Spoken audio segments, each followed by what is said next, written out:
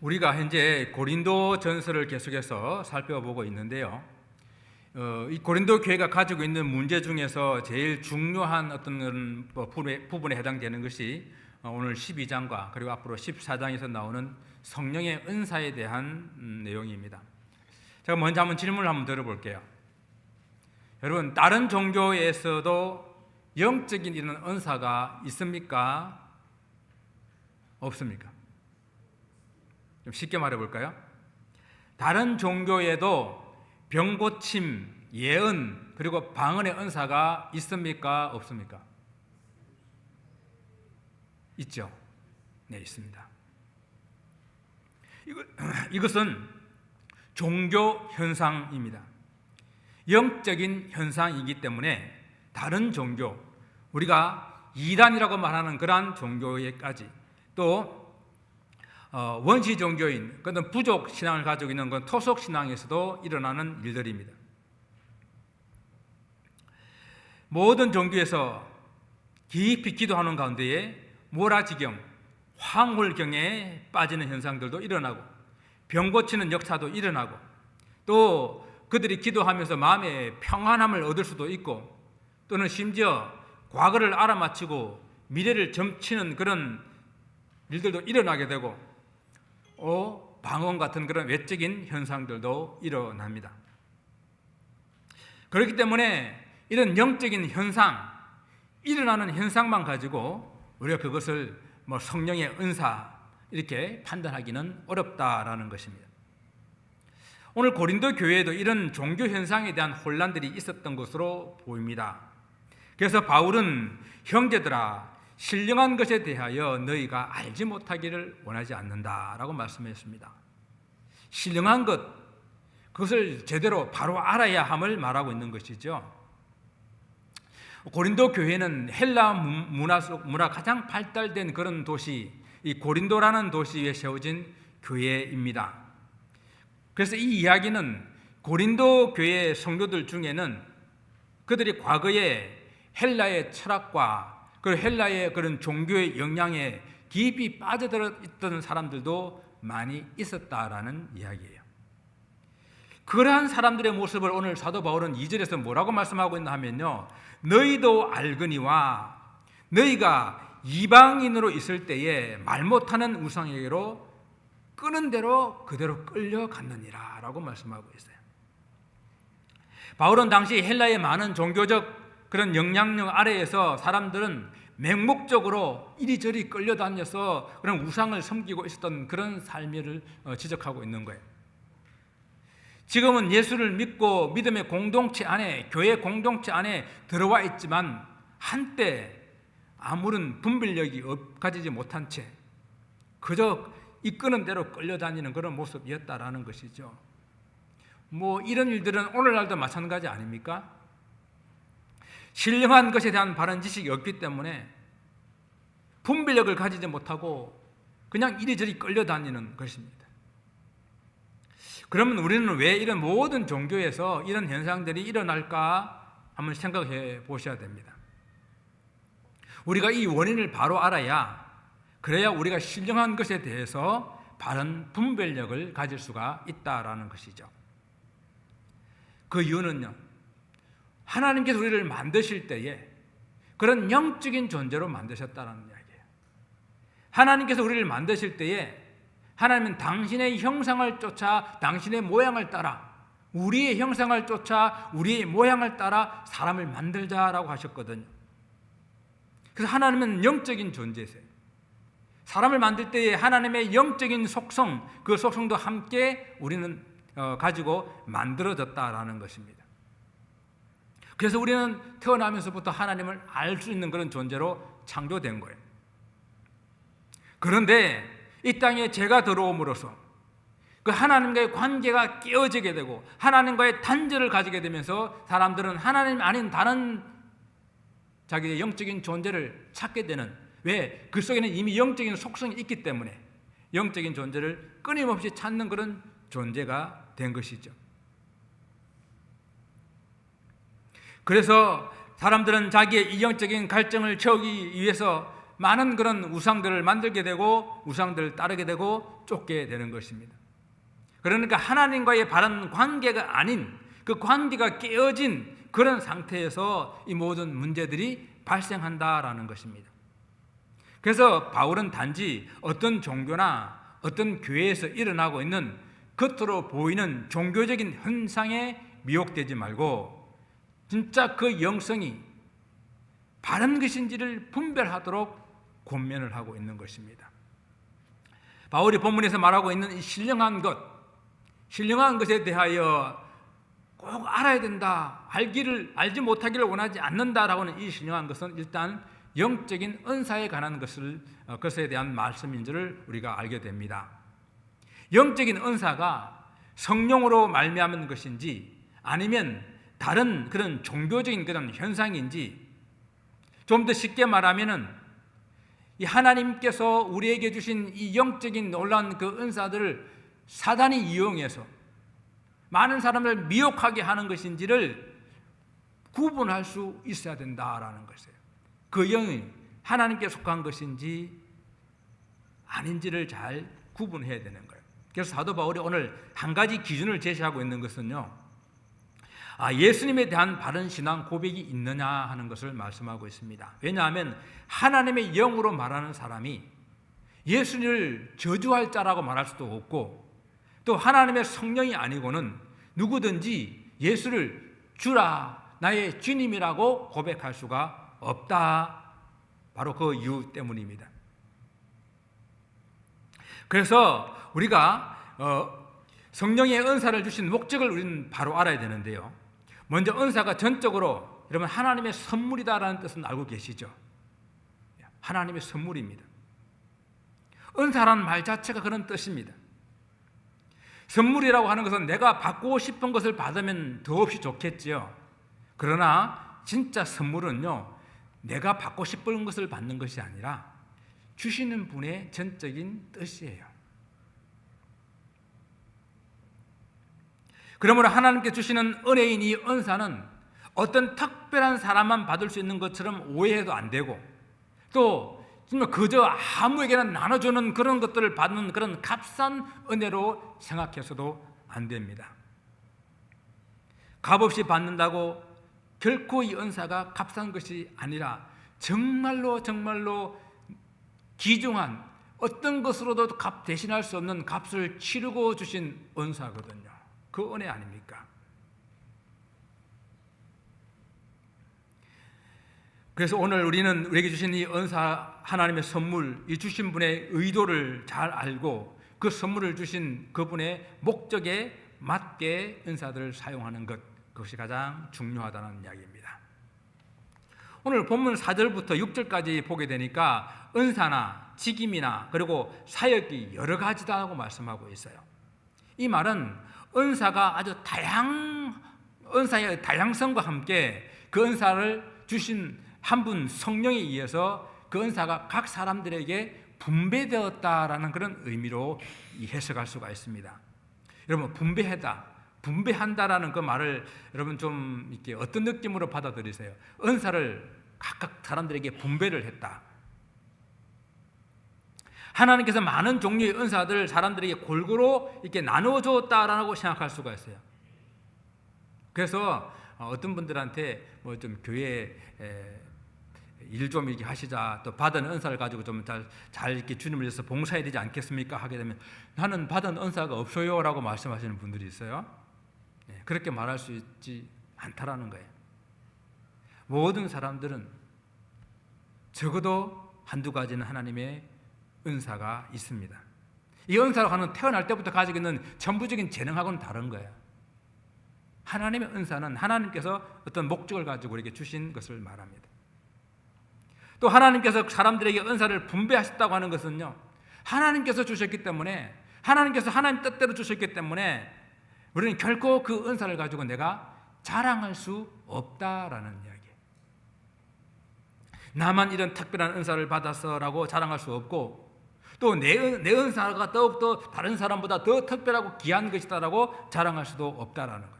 또 반대로 그 이야기는 다른 사람이 받은 은사를 무시하거나 또 그 은사를 너무 또 부러워할 필요도 없다라는 겁니다. 하나님 나에게 필요한 은사를, 내가 그 은사를 가지고 주님의 일을 할 수 있도록 나에게 주신 그 은사를 겸손하게 받아서 잘 사용하는 것이 중요한 것입니다. 교회에서 각 사람들에게 은사를 주셨는데 그 은사에 따라서 그 직임도 주셨습니다. 교회에 다양한 직분이 있잖아요. 그 직임에 따른 역할이 또 주어지게 되는데, 직임에 따라 주는 역할을 다른 말로 우리는 그 직임에 따라 역할을 하게 될 때 그것을 주님을 위해서 사역한다라고 이렇게 말합니다. 사역이 꼭 목사나 전도사나 이런 선교사나 이런 분들 하는 것만 사역이 아니에요. 우리 모두가 다 주님의 은사를 받아서 그 직임에 맞게 일을 하면은 그것이 다 사역입니다. 성도들이 받은 은사가 다양한 만큼 직임도 다양하고 또 그 직임이 다양한 만큼 사역도 다양합니다. 그러나 모든 사람들 가운데 그 은사를 주시고 직임을 맡기시고 그리고 그 사역을 이루시는 분은 한 분, 우리 하나님이시라는 사실을 우리는 잊지 말아야 합니다. 그러므로 은사, 직임, 사역 다양성 그것이 존재하지만은 또한 그것을 주시고 감당케 하시는 분은 우리 성삼위 하나님이시라는 사실을 바로 알고 각자에게 주어진 그 사역들을 정말 성실하게 잘 감당할 수 있기를 원합니다. 은사는 한 분 하나님, 그 한 분 그리스도, 그 한 분 성령께서 각 사람에게 다양한 은사로 통해서 다양한 직분으로 다양한 사역을 하시게 하신 그 분명한 목적이 있다는 것을 우리는 기억해야 돼요. 그래서 오늘 보면 7절 말씀을 보게 되니까요, 각 사람에게 성령을 나타내심은 유익하게 하여 하심이라 라고 말씀하고 있습니다. 하나님께서 성령의 은사를 주시는 것은 우리에게 유익하게 하기 위해서 주셨다라는 겁니다. 이것을 좁은 의미로 생각하게 되게 되면은 성도의 그 은사를 받은 사람, 그 받은 성도의 유익을 위해서 주신 것이고, 조금 넓은 의미에서 이것을 우리가 생각한다고 한다면은 우리 성도들의 공동체인 교회의 유익, 이 교회의 머리이신 그리스도를 섬기기 위해서 이 은사를 주셨다라는 것을 말씀하는 것입니다. 정말 은사의 유익은 개인적으로는 그 성도를 보다 더 나은 그리스도인으로 만들어갑니다. 은사는 신앙생활을 잘할 수 있는 그런 성도가 되게 합니다. 저는 이렇게 한번 비유를 해봤어요. 저는 어떤 그 연장 도구를 되게 좋아해요. 그 연장을 가지고 무슨 일을 하게 되면은 맨손으로 하는 것보다 훨씬 더 쉽고 효율이 있잖아요. 그래서 저는 우리 신앙생활에서 이 은사는 우리 신앙생활을 잘 하기 위해서 주신 하나님의 도구라고 저는 생각을 합니다. 더 나은 성도, 더 나은 크리스찬의 삶 살 수 있게 하는 것이죠. 또 은사를 통하여 신앙이 더욱 성숙해지는 그런 유익을 얻을 수가 있습니다. 우리 몸이 자라듯이 우리 영이 영적으로 더욱더 성숙해져 가는 것이죠.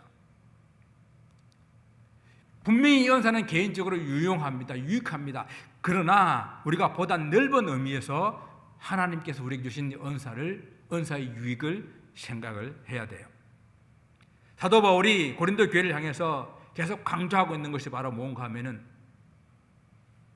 나의 혼자의 유익이 아니라 교회의 덕을 세우고 교회의 유익이 되는 그런 삶을 말하고 있지 않습니까? 하나님께서 주신 예수 그리스도를 주신 우리의 그 구원의 자유함이 그것이 당신 혼자만의 자유함으로 머무르는 것이 아니라 그 자유함을 가지고 다른 사람의 유익을 위해서 그 자유함을 사용해라라고 말씀하고 있지 않습니까? 우리 주신 은사도 마찬가지입니다. 은사를 가지고 우리는 분명하게 하나의 목적인 하나님 몸의 공동체인 이 교회를 위해서, 우리 교회의 머리신 그리스도를 위해서 그렇게 그 은사를 사용해야 한다라는 것입니다. 즉 성령의 은사를 가지고 다른 사람 유익하게 하는 것, 곧 그것이 주의 몸된 교회를 유익하게 하는 것이요, 그것을 통해서 하나님 영광을 드러내는 그런 은사가 되어야 됩니다. 제가 서두에 다른 종교나 토속 종교에 또 심지어는 이단들 같은 데서도 수많은 영적인 그런 현상들이 일어난다고 말씀드리지 않았습니까? 그들이 받은 그런 종교적인 현상, 일어나는 현상과 우리가 성령의 은사를 통해서 그런 나타나는 그 무엇이 달라 하겠습니까? 나 개인의 유익이 아니라 이것을 통해 가지고 하나님의 교회가 든든하게 세워져 나가고 이것을 통해 더욱더 주의 복음이 세상 가운데 선포되는 그런 일들로 은사가 사용되어야 되지 않겠습니까? 그래서 우리가 일어나는 현상만 가지고 혼란해하거나 또 일어나는 현상을 쫓아서 이리저리 쫓아다니는 미혹되는 그런 삶을 살지 말아야 하는 것입니다. 오히려 우리는 영적인 현상들을 성령의 은사인지 아닌지 잘 분별하고 또 그 성령이 주신 은사들을 정말로 하나님의 목적에 맞게끔 사용하는 것, 그것이 더욱더 중요하다는 사실을 다시 한번 강조로 말씀을 드립니다. 그래서 우리는 우리가 받은 은사가 어떤 은사들이 있는지를 또 우리는 알아야 합니다. 하나님께서는 그의 사랑하시는 자녀들에게 주시는 은사의 종류가 많다 그랬잖아요. 여러분 얼마나 많을까요? 얼마나 많을까요? 사실 규정할 수가 없어요. 너무너무 많아서. 여러분들은 그러면 어떤 은사를 받았습니까? 오늘 본문에서 사도 바울은 여러 가지 은사들을 나열하고 있는데 여기서 나열되는 은사 9가지는 이게 은사가 다라는 이야기가 절대 아니에요. 당시 고린도 교회에 문제가 되거나 그 당시에 고린도 교회에 주도적으로 나타났던 은사들을 그냥 나열해 놓은 것 뿐입니다. 오늘 그것들을 한번 살펴보면서 또 우리 계속해서 앞으로 몇 주 동안 이 성령의 은사에 대해서 우리가 살펴보게 될 텐데 저는 이런 새벽에 이런 기도를 했습니다. 하나님, 성령의 은사에 대한 말씀을 전해야 되는데 하나님, 이번 기간 동안에 부족한 종에게도 성령의 은사를 크게 체험할 수 있는 시간 되게 하시고 그리고 이 성령의 은사를 함께 말씀을 나누는 기간 동안에 우리 성도들도 성령의 은사를 크게 체험하는 시간 될 수 있도록 하나님 축복해 달라고 그렇게 기도를 합니다. 여러분들도 함께 그렇게 기도하시면서 정말 성령의 은사를 지식적으로 아는 것이 아니라 체험하고 그 받아 누릴 수 있는 그런 시간들이 될 수 있으면 좋겠습니다. 먼저 지혜의 말씀과 지식의 말씀의 은사를 말씀하고 있습니다. 오늘 8절 말씀에서 어떤 사람에게는 성령으로 말미암아 지혜의 말씀을 또 어떤 사람에게는 같은 성령을 따라 지식의 말씀으로 주셨다고 말씀하고 있어요. 성령으로 말미암는 지혜는 어떤 은사일까요? 소피아라고 하는 이 지혜는 세상의 지혜와는 전혀 구별되는 거예요. 이 지혜를 받게 되게 되면은 개인적으로는 예수 그리스도를 깊이 깨달아 알 수 있는 그런 지혜를 얻게 되는 겁니다. 이 생각해 보세요. 세상에 많은 똑똑하다고 하는 사람들, 지혜롭다는 사람들이 다 예수님을 압니까? 그 지혜롭다고 해서 예수님을 깨달아 알 수 있는 것이 아니에요. 이 성령의 은사인 지혜를 얻어야 예수님을 볼 때에, 예수님 말씀을 들을 때에 그분이 나의 주님이라는 것을 깨닫게 된다는 이야기죠. 오직 그리스도만이 우리에게 참된 구원을 주실 수 있는 분이라는 사실을 깨닫게 되는 지혜, 그 지혜가 말씀의 지혜예요. 이 지혜의 은사가 다른 사람들을 위해 사용될 때는 많은 사람들에게 하나님 뜻을 알 수 있도록 말씀을 전하게 되고 말씀을 풀어서 전할 수 있게 되고 많은 사람들을 구원으로 인도하는 그런 유익을 줄 수 있는 그런 은사입니다. 또한 반면에 지식의 말씀의 은사는요, 다른 사람들에게 이게 지혜의 은사와 비슷하기도 하지만은 또 구분되는 것은 어떤 지식적으로 성도들이 기본적으로 알고 있는 뭐 그런 기본 지식도 말고요, 좀 더 복음에 대해서 그것을 설명해주고 해석하고 어떤 진리를 잘 규명할 수 있는 어떤 그런 교리들을 이렇게 연구할 수 있는 그런 은사들, 그런 은사들 어떤 지식의 은사라고 할 수가 있어요. 목사나 교사나 성경을 연구하고 가르치는 그런 사람들에게 주어진 은사라고 할 수가 있습니다. 또한 성경은 믿음의 은사를 말씀하고 있습니다. 어떤 사람은 이렇게 말씀해요. 믿음도 은사입니까? 그렇게 질문할 만합니다. 왜냐하면 우리 믿음이라고 하는 사람, 그것은 모든 성도들이 다 기본적으로 믿음을 가지고 있잖아요. 믿음이 있어야 되니까. 믿음 없이는 구원을 얻을 수 없기 때문에 모든 성도들은 기본적으로 믿음을 가지고 있습니다. 그러나 여기서 성령의 은사로 말씀하고 있는 이 믿음은 모든 사람들이 구원을 얻기 위한 그 기본적인 믿음을 말하는 것이 아니라 성령의 은사로 주어지는 특별한 믿음을 말하는 거예요. 예를 들어서 성경에 보면 산을 옮길 만한 믿음 이런 말씀하잖아요. 강한 믿음. 그 은사로 주어진 사람들에게 그런 믿음을 가지고 역사한다는 이야기입니다. 우리가 신약 성경 가운데서도 예수님께서 이 백부장의 믿음을 칭찬하셨잖아요. 백부장은 예수님께서 직접 가시지 않아도 말씀만 하셔도 내 종의 그 병이 낫겠습니다라고 말하는 그 특별한 믿음, 그런 믿음을 말하는 겁니다. 그래서 예수님께서 늘 안타까워하셨던 것은 제자들이 예수님을 믿는데도 불구하고 예수님이 그들에게 왜 믿음이 없느냐, 왜 의심하였느냐, 믿음이 적은 자들아 라고 말씀하셨잖아요. 이 특별한 믿음, 강한 믿음, 이 믿음을 말씀하신 것입니다. 이 믿음의 은사는 남들보다 강한 믿음을 갖게 되어지고 또 그 신앙생활에서 이 믿음의 은사들은 그런 큰 능력들을 행할 수 있는 그런 믿음의 사람이 될 수가 있습니다. 다음 이제 세 번째는 병 고치는 은사와 능력 행함의 은사를 말씀하고 있어요.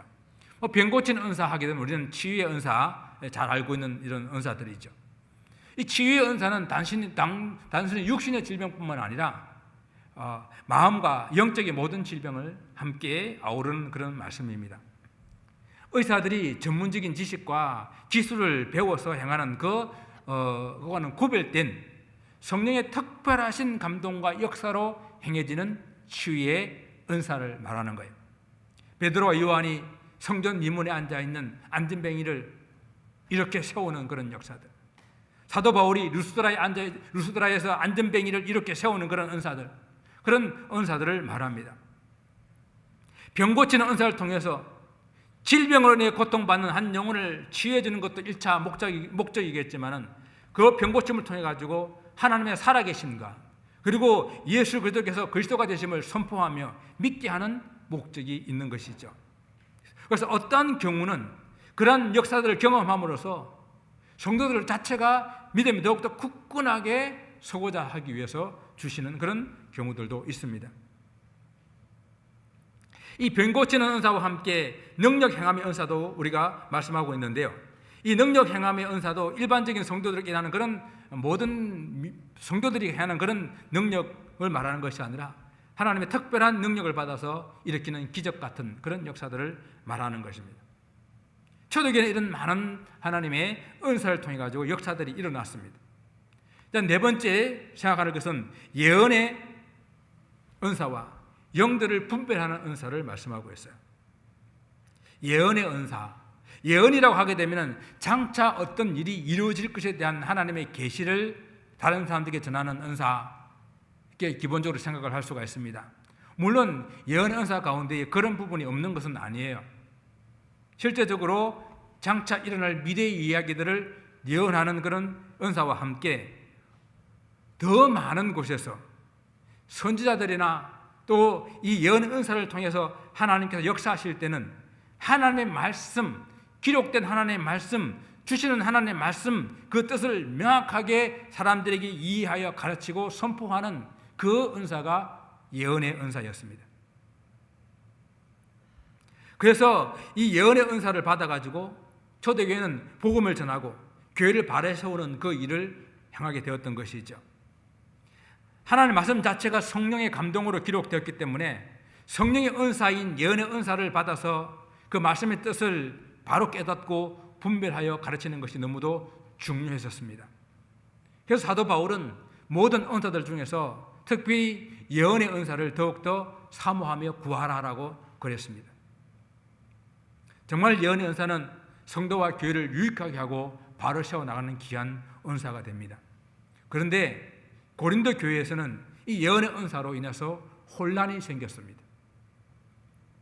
어떤 사람이 예언의 은사를 받아서 하나님의 예언을 받아가지고 이렇게 말씀을 선포하고 있는데 또 다른 사람이 은사를 받아가지고 예언을 받아서 막 동시에 그 예언을 하고, 그래서 아주 질서가 없이 복잡해지는 그런 문제들이 생겼습니다. 그래서 예언의 은사를 받았을 때는 그 예언이 하나님의 말씀의 선포이지만은 그 예언이 진짜 하나님의 말씀인지 분별하기가 어려운 것들이 많이 있어서, 그래서 예언 은사와 함께 강조되는 것이 뭔가 하면은 영들을 분별하는 은사를 강조하고 있어요. 영을 분별한다는 것은 하나님의 성령으로 주시는 예언인지 구별하고 가려내는 그런 의미가 있습니다. 그라의 많은 예언들로 인하여서 교회가 혼란스러워지는 것을 막고 그 예언도 질서 있게 하기 위함입니다. 여러분, 사단을 거짓의 압이라 그러잖아요. 하나님의 교회와 성도들을 미혹하고 넘어뜨리기 위해서 이 성령의 은사를 많이 모방해서 행하고 있습니다. 그래서 사도 요한은 우리에게 경고하는 거예요. 사랑하는 자들아, 영을 다 믿지 말고 오직 영들이 하나님께 속하였는지 시험하라라고 말씀했습니다. 왜냐하면 많은 거짓 선자들이 이 세상에 나와 있기 때문이라고 요한복음 1장 41절에 요한일서 4장 1절에 이렇게 우리에게 경고하고 있어요. 지금 말씀이 기록되어 있던 이 초대교회 당시에는 아직 우리가 알고 있는 신구약 성경이 완성되지 않았던 구약 성경만 기록되어 있고 신약 성경은 제대로 기록되지 않은 그런 시대에 있었기 때문에 특히 이 예언의 은사는 필요했었습니다. 그리고 예언 은사와 함께 영들을 분별하는 은사가 꼭 필요한 그런 시기였습니다. 그런데 오늘날 우리는 이미 기록된 성경의 말씀에 비추어서 그 사람이 참말을 하는지 거짓말을 하는지 1차적으로 우리는 분별할 수가 있어요. 우리가 성경을 잘 알아야 돼요. 우리가 성경을 잘 알아야 저 사람이 지금 성경에 대한 바른 말씀을 하고 있는지 아닌지를 분별할 수가 있거든요. 그래서 여러분, 성경 공부도 열심히 하셔야 돼요. 열심히 배우고, 우리는 또 자주 잊어버리잖아요. 잊어버리기 때문에 또 배우고 그렇게 해야 됩니다. 성경 말씀이 있어서 그것으로 거짓과 참을 잘 구분할 수 있지만, 그럼에도 불구하고 오늘날은 여전히 이 세상은 더욱더 교묘하게 우리가 알고 있는 것 성경을 가지고 많은 잘못된 교리와 잘못된 그런 사상을 가지고 미혹하는 영들이 많기 때문에 우리는 더욱더 깨어 있어서 하나님, 이 거짓 영과 악한 영을 분별할 수 있는 그런 분별력을 달라고 기도해야 할 그런 때입니다. 마지막 부류는 이 방언의 은사인데요, 9가지 은사를 말하면서 사도 바울은 좀 의도적으로 이 방언의 은사를 마지막 편에다 두었어요.